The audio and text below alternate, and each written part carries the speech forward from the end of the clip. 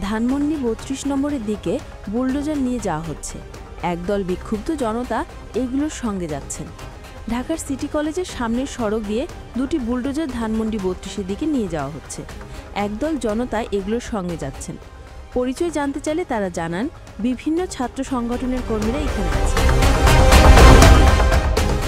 এই বিষয়ে জানতে চাইলে ডিএমপি ধানমন্ডি অঞ্চলের অতিরিক্ত উপকমিশনার সিজানুল হক বলেন, আমরা কোনোমতেই কাউকে আইন হাতে তুলে নিতে দেব না।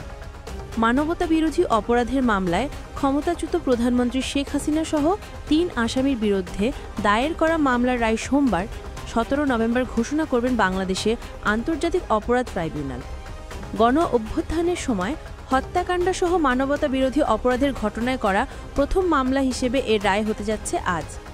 এই রায়কে কেন্দ্র করে পুরো রাজধানী জুড়ে নিরাপত্তা ব্যবস্থা জোরদার করেছে আইনশৃঙ্খলা বাহিনী। পাশাপাশি চেকপোস্টের সংখ্যাও বাড়ানো হয়েছে। সোমবার ১৭ নভেম্বর সকাল থেকে রাজধানীর গুরুত্বপূর্ণ এলাকা ও মোড়ে মোড়ে পুলিশ সহ অন্যান্য আইনশৃঙ্খলা বাহিনীর সদস্যরা নিরাপত্তার দায়িত্বে রয়েছেন। বিভিন্ন এলাকায় খোঁজ নিয়ে জানা যায়, সড়কে অন্যান্য দিনের তুলনায় ব্যক্তিগত যানবাহনের সংখ্যা তুলনামূলক কম।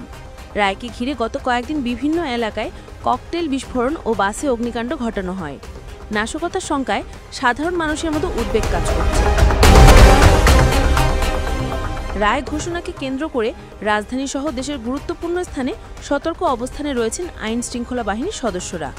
হাইকোর্ট ও ট্রাইব্যুনাল এলাকায় নেওয়া হয়েছে ব্যাপক নিরাপত্তা ব্যবস্থা। রাজধানীর দোয়েল চত্বর থেকে শিক্ষা ভবন অভিমুখী সড়কে যান চলাচল বন্ধ রাখা হয়েছে। সন্দেহভাজনদের তল্লাশি ও জিজ্ঞাসাবাদ করা হয়েছে।